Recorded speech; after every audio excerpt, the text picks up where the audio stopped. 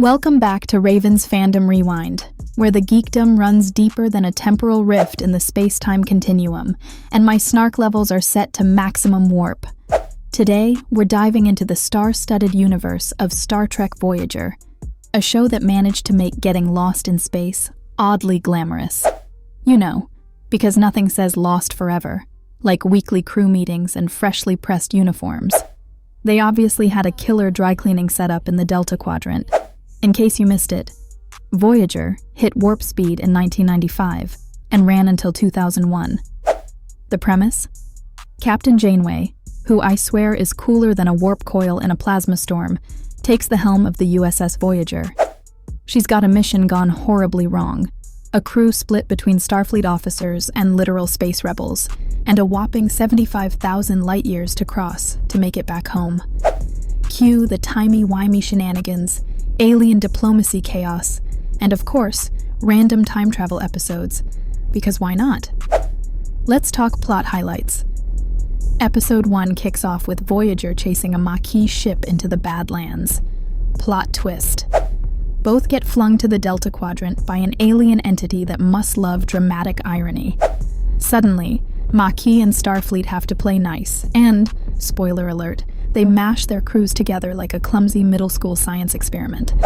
That's how you get characters like Chakotay, the space shaman I can't decide if I love or side-eye, and B'Elanna Torres, the half-Klingon engineer who's basically the poster child for anger management issues. Speaking of characters, can we just establish that 7 of 9 stole the show the moment she waltzed in with her Borg implants and emotional baggage? Don't even pretend you didn't notice. 7 was literally the epitome of complex sci-fi character development. A Borg drone trying to reclaim her humanity, one snark-filled encounter at a time. If she were a meme, she'd be, I came, I assimilated, I regret my choices. On the production side of things, did you know Voyager's writers played it fast and loose with technobabble? The ship's console buttons literally didn't serve any real purpose. They were a grab bag of flashy nonsense. Just press something flashy and hope no one in the audience paused to read it. And let's not forget how the sets were endlessly recycled. Turn one hallway corner into 47 different alien ships and voila, magic. Cheap and effective. Also, raise your hand if you remember the Doctor. This holographic medical marvel, played by the brilliant Robert Picardo, was basically the ship's MVP. Seriously, please state the nature of the medical emergency is the most passive-aggressive phrase we didn't know we needed. The Doctor wasn't just comic relief. He pushed boundaries with questions about AI rights long before society was like, hey, maybe Siri shouldn't be treated like a glorified jukebox.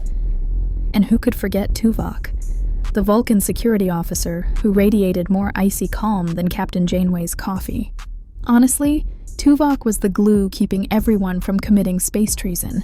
His relationship with Neelix was comedy gold. The food-loving Talaxian and logic-loving Vulcan in one room. It was like watching a sitcom where one half is perfectly curated zen, and the other half is a walking, talking, chaotic casserole. But it wasn't all smooth sailing through the stars. Oh no. Real-life production drama loomed almost as large as the Borg cube. The biggest? When Jennifer Lean, who played Kez, the ship's sweet, telepathic Ocampan, was written off the show. Enter 7 of 9 to fill the role of resident bombshell and unofficial fan favorite. The decision sparked debates so heated they could rival a warp core breach. Fans were also, let's say, opinionated about Janeway. Some hailed her as the feminist icon of the Trek universe. Others nitpicked her every decision. Let the record show that piloting your crew through cosmic catastrophes while keeping a replicator coffee addiction kinda makes her a superhero in my book.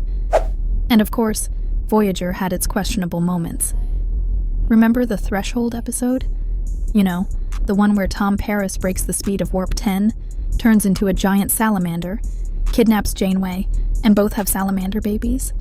Let's file that under, what were they thinking? It's like someone in the writer's room bet their roommate they could sneak an evolutionary fever dream into syndication. Despite the occasional weirdness, Voyager paved the way for future Trek shows to beam into darker territory. Balancing optimism with moral dilemmas, the series embodied Trek's core idea: to boldly go where no one has gone before.